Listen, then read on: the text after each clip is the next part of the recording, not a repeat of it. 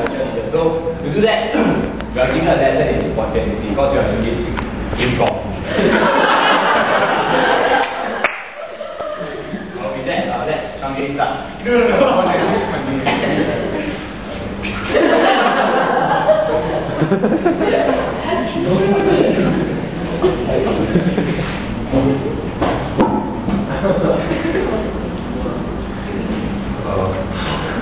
Okay, first I'd like to use Larsen model.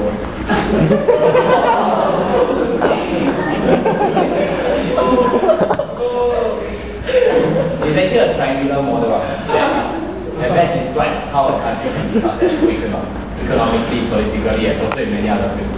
So if you a purely system represents and then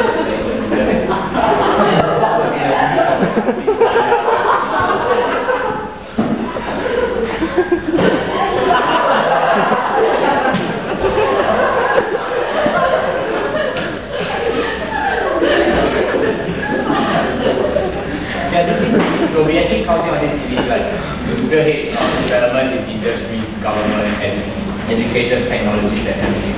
So the question is, how can education provide a base and to support the elite and top?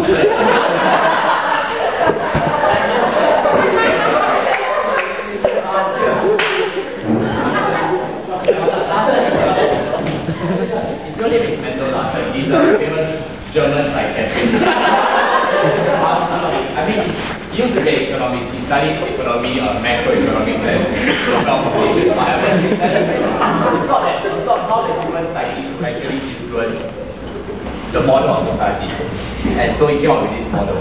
And I would like to say that when we talk about education, the first thing that comes to our mind is school.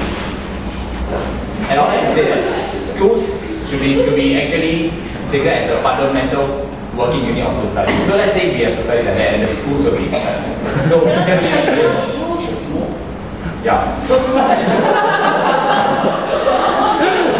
actually fundamental working unit that best example of society. Because when you are in school, you are interacting your peers, your classmates, people around you, people think like you. Never be conflict and everything is like what is going to be in the real world. But only that in the real world things are handled on the larger scale.